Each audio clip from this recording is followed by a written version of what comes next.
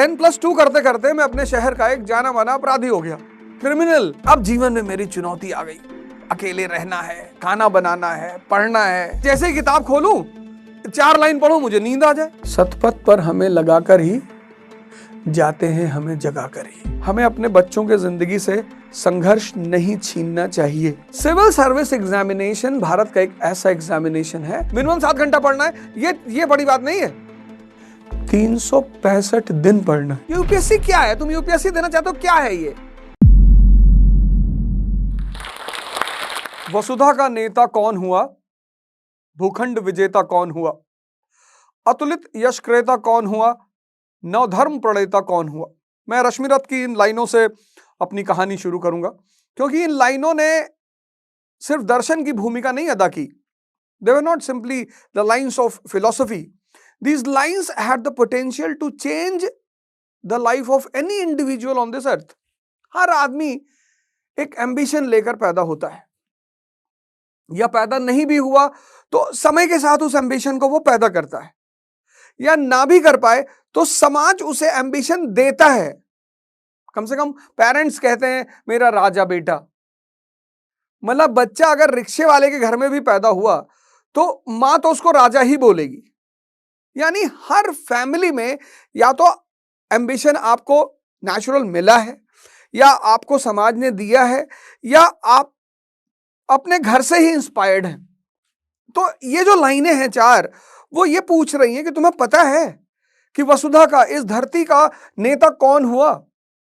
तुम्हें पता है कि भूखंड विजेता मतलब किसने जमीनों को जीता? अलेक्जेंडर, अशोक।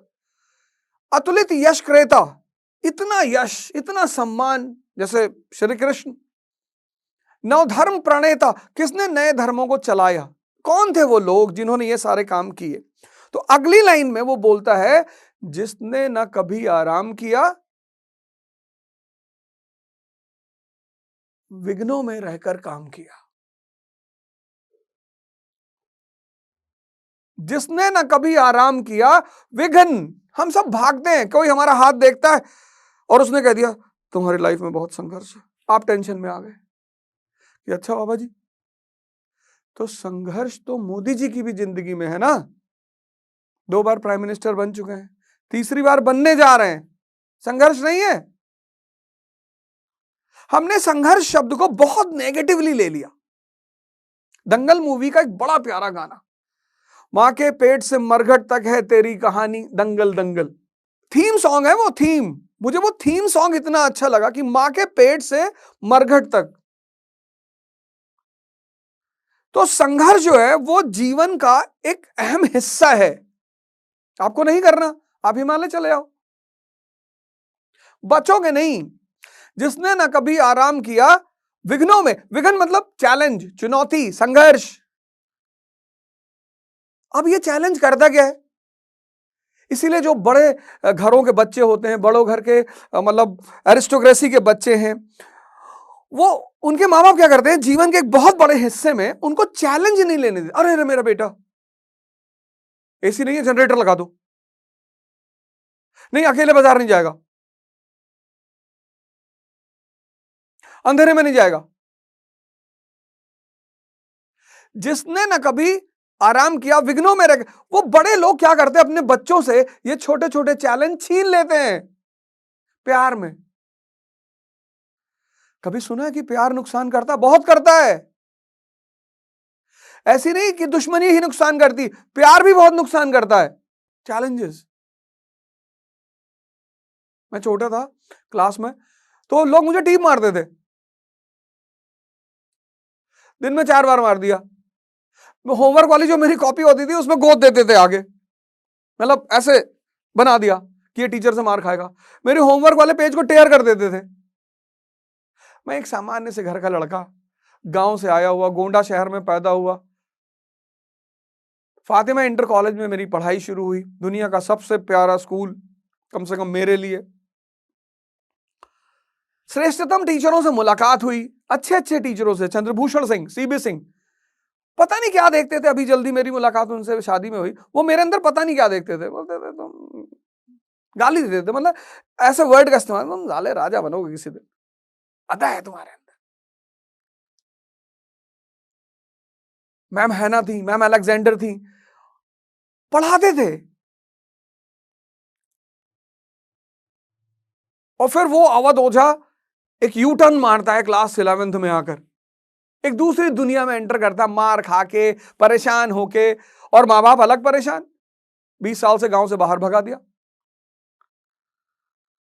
तो रिबेल करता है वो, रिबेल, विद्रोह।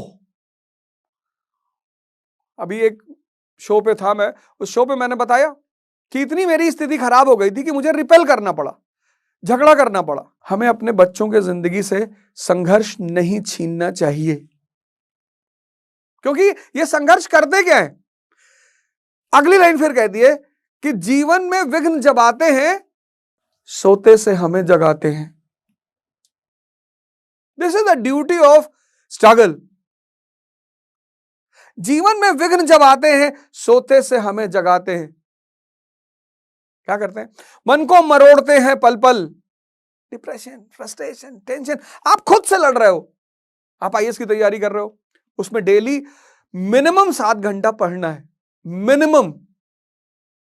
और दूसरी सबसे खतरनाक बात, मिनिमम 7 घंटा पढ़ना है, ये बड़ी बात नहीं है, 365 दिन पढ़ना है। तुम 15 दिन डिसिप्लिन रह सकते हो दबाव में, 20 दिन रह सकते हो, 1 साल। 95% लोग जो आईएएस की तैयारी में मार खाते हैं, वो इसीलिए खाते हैं। अब मेरा रास्ता बदल गया, मतलब 10+2 करते करते मैं अपने शहर का एक जाना माना अपराधी हो गया, क्रिमिनल। अब क्या हुआ कि मेरे घर वाले बहुत, खासकर मेरी माता जी बड़ी परेशान हो गई कि एक ही लड़का और वो वांटेड, बहुत परेशान रहती थी वो। और दुनिया के सारे अच्छे शौक हो गए मुझे, सिगरेट पीना, शराब पीना, ये जितना जो कहते हैं ना राजा के शौक, 9 रत्नों में से एक। चढ़ाने वाले भी ऐसे ही बताते हैं, कह रहे नशा तो 9 रत्नों में से एक है, तो अपने बच्चे को पिलाओ। तुमको जो भी ये सब चीजें सिखाएगा ना, याद रखना वो उसे प्रमोट करके सिखाएगा। कह रहे शराब तो राजा महाराजा पीते हैं, तो अपने बच्चे को पिलाओ, अपने बेटे को पिलाओ ना, अगर राजा महाराजा पीते हैं तो। जिस आदमी के तुम साथ रहते हो, जो काम वो अपने बच्चों के साथ नहीं करता और तुम्हारे साथ करता है, तो तुम्हारा दुश्मन है। अगर तुम्हें सिगरेट पीने के लिए कहता है और अपने बेटे को भी कहता है, तो बहुत अच्छा आदमी है, फिर तो वो बहुत अच्छा आदमी है कि अपने बेटे को भी सिगरेट पकड़ा दिया कि ले भाई तू भी पी ले। लेकिन जो काम वो तुम्हें कहता है करने के लिए, लेकिन अपने बच्चों को नहीं कहता, वो तुम्हारा दुश्मन है। ये तुमको लिटमस टेस्ट बता रहा हूं, इसको ट्राई करके देखना। मेरे एक दोस्त हैं, भगवान उनको जन्नत में रखे, स्वर्ग में। उनके पास इलाहाबाद यूनिवर्सिटी का 2 फॉर्म आ गया। अब वो एक मुर्गा ढूंढ रहे थे कि किसी तरह एक फॉर्म निकाल ले, नहीं तो उनका पैसा बर्बाद हो जाएगा। मैं उनसे टकरा गया। उन्होंने कहा वो तुम्हारे लिए फॉर्म मंगाए इलाहाबाद यूनिवर्सिटी से। हमें भी लगा कि यार इतना प्रेम। कह नहीं, हम तुम्हारे लिए फॉर्म मंगाओ, इलाहाबाद चल रहा है एग्जाम देने। मेरे लिए इलाहाबाद एग्जाम देने जाना मतलब मेंबर ऑफ पार्लियामेंट का चुनाव जीतना। इतनी खुशी, क्योंकि बहुत दिन से मैं घर में बंद था, पहरा लगा हुआ था मेरे ऊपर कि तुम बाहर नहीं जाओगे। मैंने अपनी माता जी से कहा कि अब मैं पढ़ना चाहता हूं। उनको भी बड़ा अजीब लगा कि अरे, मुझसे किसी ने सवाल किया था कि आप कभी एक्टिंग करेंगे, मुझे ड्रामेबाजी का शौक है। और ड्रामेबाजी बड़ी प्यारी चीज है लाइफ में, बड़ी मदद करती है, आपको बहुत हेल्प करती है। तो मैं बड़ा सीरियस हो गया उनके सामने कि मैं जो है अब मैं पढ़ना चाहता हूँ। उनको भी बड़ा अच्छा लगा कि यार बेटे का मन बदल रहा है, और वो भी इलाहाबाद यूनिवर्सिटी का एंट्रेंस। मैं अब घर की कैद से बाहर निकला। अब हमको तो कुछ आता नहीं था, वहां मुझे एक बहुत भगवान जैसा आदमी मिला। पता नहीं, मैं उसका नाम नहीं जान पाया। हालांकि मैं 3 साल के ग्रेजुएशन में मैं उस आदमी को ढूंढता रहा कि कम से कम थैंक यू तो बोल दूं। और उस आदमी ने, काटजू इंटर कॉलेज है इलाहाबाद में, वहीं मेरा सेंटर पड़ा था। तो उस आदमी ने मुझसे कहा, उस लड़के ने मुझसे कहा कि यार तुम चिंता मत करो, मैं तुम्हें बता दूंगा। और मैं इलाहाबाद यूनिवर्सिटी के एंट्रेंस में पास हो गया। इसी को बोलते हैं ब्लेसिंग। ये भाग्य नहीं है, ये भगवान की कृपा है तुम्हारे ऊपर।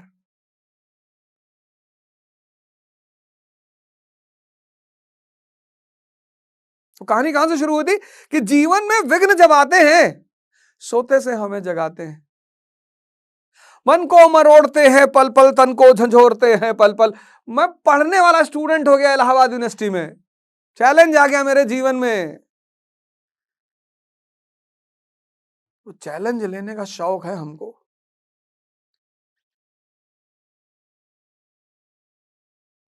हमको बड़े उल्टे सीधे शौक है, उसमें से एक शौक है चैलेंज लेना। हार जाए तो कोई फर्क नहीं, इस जीवन में हार जैसी कोई चीज होती ही नहीं। आप कभी मोदी जी से मिले तो उनसे पूछिएगा, कभी मुकेश अंबानी से मिले तो उनसे पूछिएगा, कभी बराक ओबामा से मिले तो उनसे पूछिएगा, इस जीवन में हार जैसी कोई चीज होती ही नहीं। यह शब्द शाही वर्ग ने पैदा किया था मिडिल क्लास को डिप्रेस करने के लिए। कुछ शब्द हैं जो शाही वर्ग ने पैदा किया है। अब जीवन में मेरी चुनौती आ गई, अकेले रहना है, खाना बनाना है, पढ़ना है, और मैं जैसे ही किताब खोलूं 4 लाइन पढ़ूं मुझे नींद आ जाए। तब मेरे टीचर ने मुझसे कहा, इलाहाबाद में 2 लोग मुझे बहुत शानदार मिले। एक मिस्टर एम्पैथी। हम जब इलाहाबाद पहुंचे ग्रेजुएशन करने, तो माता जी ने कहा कि जब तक एडमिशन नहीं होता तब तक तुम मेडिकल की कोचिंग कर लो। अरे मैंने कहा हम कहां डॉक्टर बनने जा रहे हैं, बोली नहीं कर लो।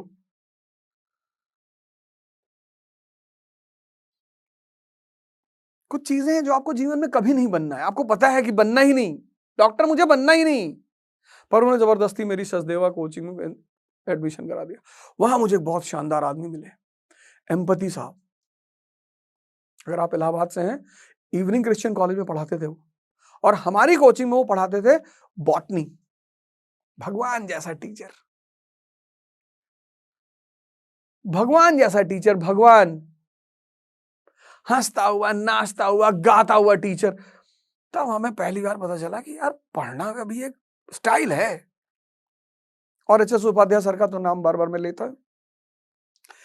किसी भी काम को जब करना हो ना, उस पर होमवर्क करो, पहले पता करो ये क्या है, यूपीएससी क्या है, तुम यूपीएससी देना चाहते हो, क्या है ये, इसका सिलेबस क्या है, ये मुझसे क्या जानना चाहती है, कोचिंग क्यों जाना चाहिए। तुम बिना क्या जाने कूद पड़ते हो। जैसे कुछ लोग स्विमिंग पूल में तैरते हैं सोसाइटियों में, मैं उसको तो तैरना मानता ही नहीं। फिर उनको एक इल्यूजन होता है कि हम तैर लेते हैं, जाके गंगा में कूद गया बनारस में। अब पानी के अंदर तो वाटर करंट होता है, नदी के अंदर अंडर करंट होता है, एक तो करंट, और ऊपर से क्या होता है, नदियां कटान करती हैं, जमीन को काटती हैं, तो छोटी छोटी केव्स होती हैं पानी के अंदर। कभी कभी उसी केव्स में आदमी घुस जाता है, फिर वो हाथ पैर मारता है,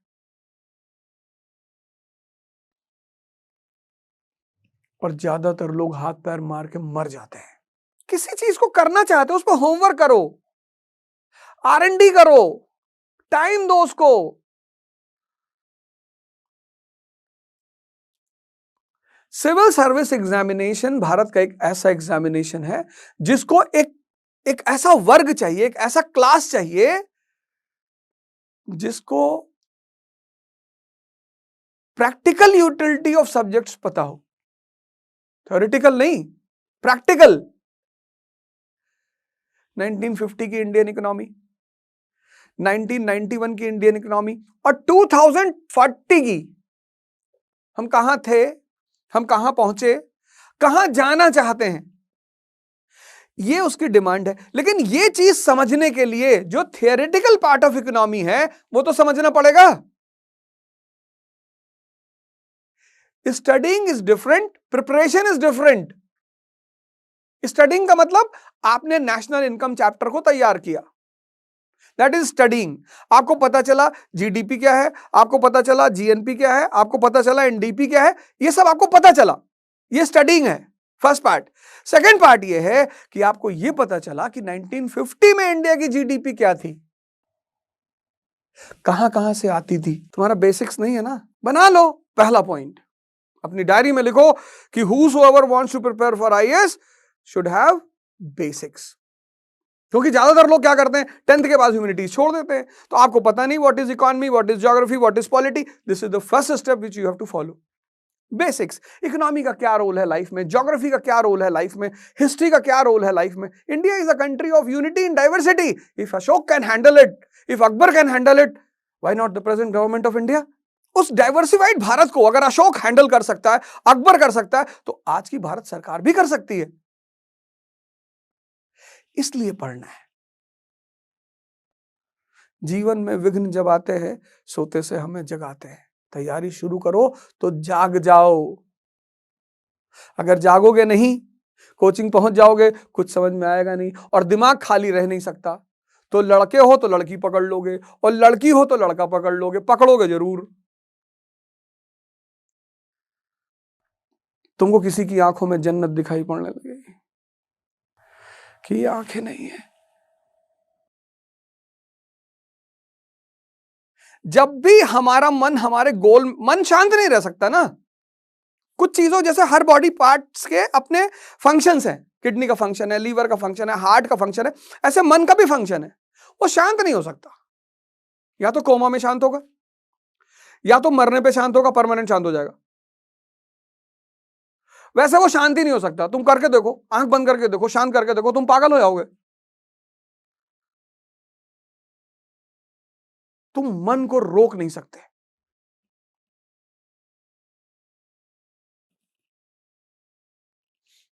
हालांकि एक तरीका है रोकने का, सांस, पर वो दूसरा मुद्दा, बाद में बात करेंगे। पहला काम करो, चुनौती को एक्सेप्ट करो, क्योंकि चुनौतियां क्या करती है, तुम्हें जगाने के लिए आती है। जीवन में विघ्न जब आते हैं, सोते से हमें जगाते हैं, मन को मरोड़ते हैं पल पल। घूम रहे हो तुम राजेंद्र नगर में कि नाटो क्या है भैया, तो 12th की एनसीईआरटी पढ़ लो, contemporary world history, first world war से बताया है। तो पहला बेसिक्स तैयार करो, टाइम दो उसको। उसमें 5 से 6 महीने लगते हैं, उसको टाइम दो। IAS is a preparation of 2 years। मन को झंझोड़ते हैं पल पल, तन को, मन को मरोड़ते हैं पल पल, तन को झंझोड़ते। नींद नहीं आएगी तुम्हें।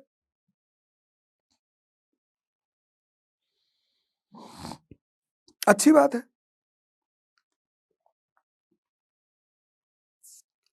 अब तुम अगर ये सब चीजें खुद से नहीं कर पा रहे हो और एक अच्छी गाइडेंस चाहते हो, किसी कोचिंग को पकड़ लो। कोचिंग सारी अच्छी होती है इस दुनिया में, सारे टीचर अच्छे होते हैं, सारी कोचिंग अच्छी होती है। तुम किससे क्या ले सकते हो ये तुम पे डिपेंड करता है।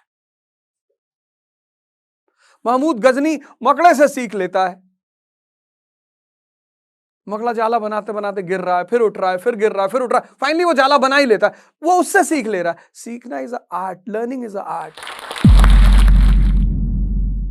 अगर आप इस टॉक के एंड तक पहुंच चुके हैं तो मैं आपको जोश टॉक्स का एक दूसरा रूप भी दिखाना चाहता हूं, जिससे मैं काफ़ी देर से जुड़ा हुआ हूं और मुझे बहुत बहुत ज़्यादा पसंद है कि वो क्या कर रहे हैं। जोश टॉक्स ने एक नया ऐप लॉन्च किया है जिसका नाम है जोश स्किल्स। अब वो नया नहीं रहा, काफ़ी टाइम से है, लाखों लोग उसको अब यूज़ करते हैं। और जोश स्किल्स पे आप अपनी ज़िंदगी के लिए कोर्सेज ढूंढ सकते हैं।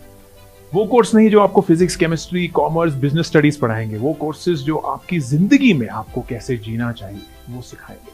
मैंने खुद जो स्किल्स पे बहुत सारे कोर्सेज बनाए हैं, पब्लिक स्पीकिंग पे, इमोशनल क्राइसिस कैसे हैंडल किया जाए, अपनी पर्सनालिटी कैसे डेवलप की जाए। हर एक कोर्स में डेली क्विजेज हैं, एक्सरसाइजेज हैं, एक बहुत ही खूबसूरत कम्युनिटी है जो आपको सपोर्ट करेगी, आपको इनकरेज करेगी। आज ही डाउनलोड करें जोश स्किल्स का ऐप और उनके कोर्सेज एक्सप्लोर करके अपनी जिंदगी को आगे बढ़ाएं।